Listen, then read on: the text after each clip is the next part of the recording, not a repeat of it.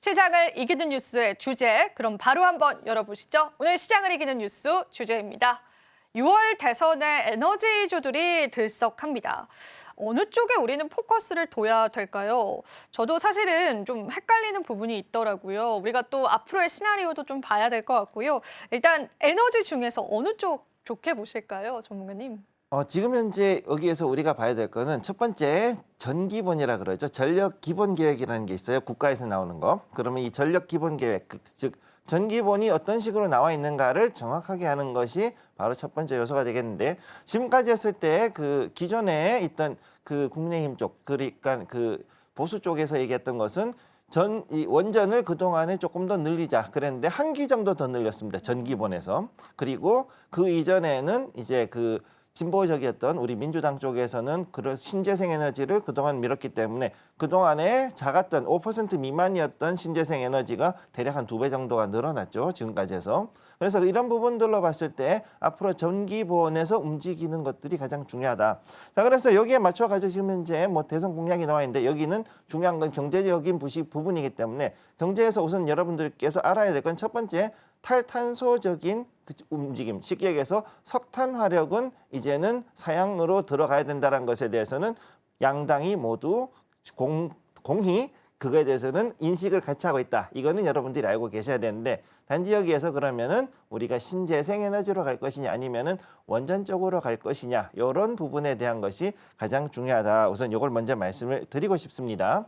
자, 그리고 난 다음에 두 번째로 봐야 될 건 뭐냐면은, 그러면은 신재생 에너지하고 그다음 원전하고 좋은 것이 뭐고 나쁜 것이 뭐냐, 장단점을 정확히 알아야 되는 거죠. 그러면 여기에서 이걸 알아야 되는데, 생산 단가 부문에서는 압도적으로 원전이 앞섭니다. 불행히도.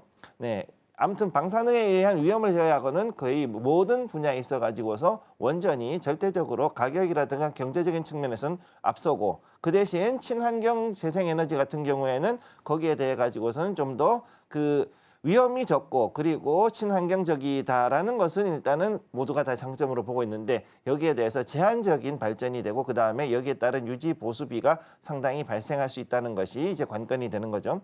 그렇기 때문에 그 여기에 대한 그 유지 보수비 때문에 현재 기금을 만든다라고 하는 것이고, 그 다음에 또 한쪽에서는 원전은 그래도 지금 당장 필요한 대규모의 에너지 소비가 중심이기 때문에 여기에를 맞춰서 가기 위해서는 원전을 증설해야 되고, 특히나 원전 같은 경우에는 건설회사가 굉장히 많이 관여가 됩니다, 실제로. 그래서 건설 경기 회복을 위해서도 지금 현재 집을 더 짓지 못한다 그러면은 원전 설비를 증설하는 게 오히려 필수가 될 수 있다라고 보시면 되겠습니다. 네. 확실히 우리가 또 원전 쪽에 비중을 싣고 있는 그런 부분이 있고, 또 반대로 탈탄소 그리고 친재생에너지, 태양광이라든지 풍력 쪽에 비중을 싣고 있는 그런 분야가 있다는 관점에서 보시면 좋겠고요. 그래도 계속 거론이 되는 게 이제 원전 쪽인 것 같습니다. 원전 쪽 같은 경우에는 일단은 뭐 AI 데이터 센터 관련해서 전문가님이 일전에도 짚어주신 바가 있는데, 관련해서 이제 전력을 좀 해소할 수 있는 키가 되기도 하고 정책적인 부분들까지도 맞물립니다. 만약에 전문가님이라면 내가 신재생 에너지에 투자를 하고 싶다. 그런데 이제 뭐 태양광 풍력이 있고 그리고 원전이 있다라고 한다면 어느 쪽에 좀 베팅을 하고 싶으세요? 지금 현재 우리가 봐야 될 게 크게 한 3가지 요소로 관점에서 봐야 되거든요. 네. 첫 번째 뭐냐 하면은 해외에서의 원전 수주, 즉 지금 체코 원전부터 해서 있는 해외 원전 수주에 대해서 첫 번째. 그리고 국내에서의 건설은 아직은 대선 이슈가 있기 때문에 이거는 조금 뒤로 제껴둔 게 맞고요. 그다음에 두 번째, 국내에서는 지금 현재 풍력이 조금 더 우세할 수 있고, 그다음 해외 같은 경우도 역시 마찬가지겠지만 이게 지역에 따라서 태양광일 수도 있고 그다음에 원전일 수도 있습니다. 그러니까 이 신재생 에너지에 대해서는 역시 이게 어느 쪽이 먼저 터질 것이냐를 잘 지켜볼 필요가 있다. 즉 미국 같은 경우에는 지금 현재 다시금 태양광에 대한 수요가 높아지고 있는데, 그럼 거기에 맞춰 가지고서 관련된 종목들이 지금 특히 미국에 지사를 두고 있는 하나그룹 관련 종목들 같은 경우 또 여기에 대해서도 좀 더 지켜볼 필요가 있고, 역시 OCI 홀딩스 같은 것도 좀 더 지켜볼 필요가 있겠죠. 왜냐하면 OCI 홀딩스 같은 경우는 미국에서도 이제 서서히 그 어느 정도 실적을 내놓고 그 다음에 앞으로 좀 더 여기에서 확장을 할 계획을 가지고 있기 때문에 이런 부분도 지켜볼 필요가 있겠고요.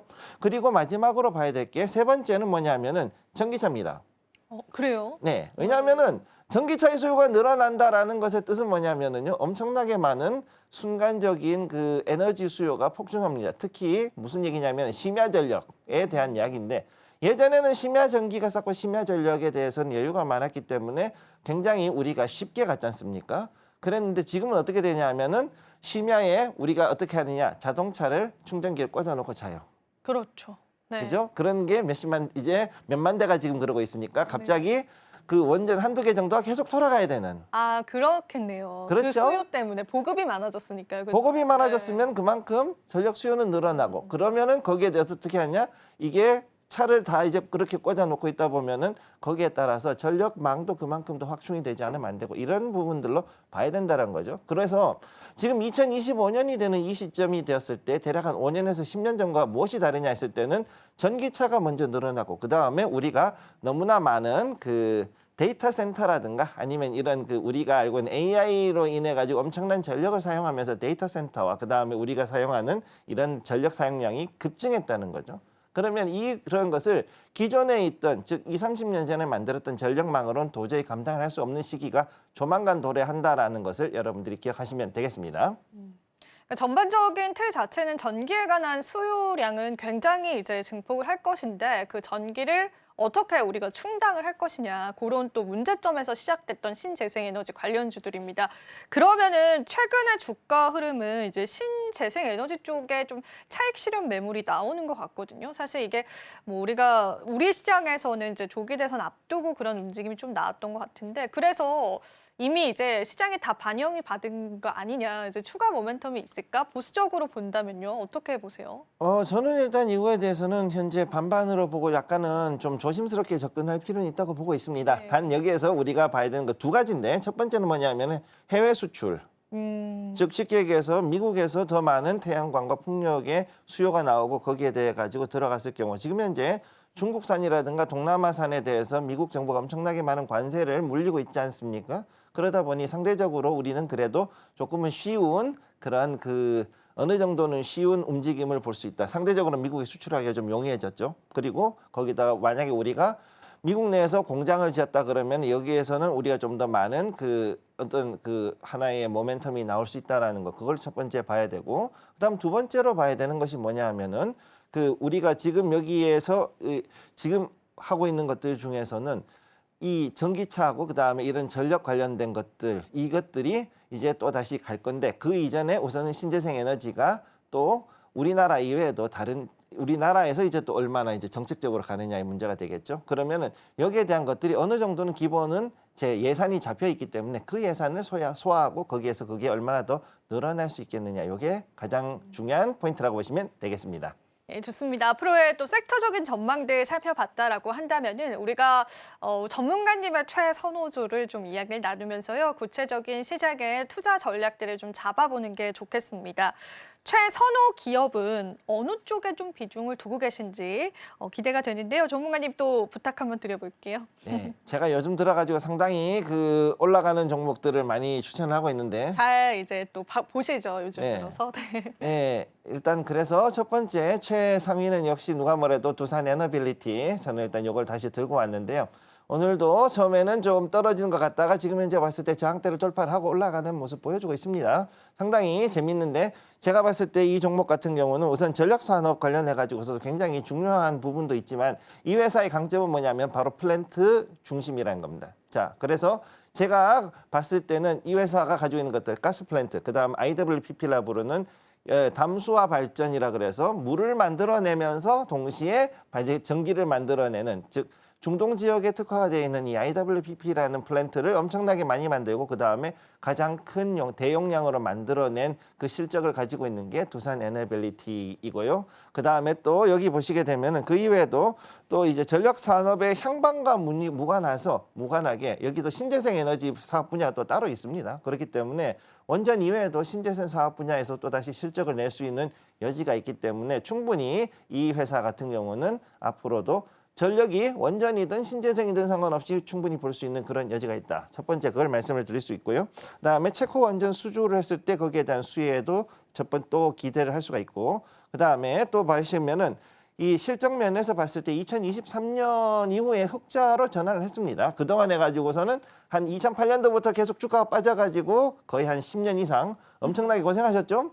그랬는데 바닥을 잡고 드디어 이제 작년부터 올라오기 시작하는 것을 봤고 그다음에 수직성이 지금 개선이 되어서 그야말로 크게 돌아 들어가는 원형 바닥을 이제 잡아가는 그 자리에 있습니다. 그렇기 때문에 제가 봤을 때는 두산 에너빌리티는 앞으로도 충분히 더 올라갈 수 있는 여지가 있고, 단 지금 현재 저항대를 한번 돌파를 하긴 했지만은 하루 정도 더 지켜보시고 그때부터 서서히 매집해 들어가시면은 좋은 결과가 나올 수 있을 것이라고 보고 있습니다. 오늘 최선호 기업은 두산 에너빌리티가 되겠는데요.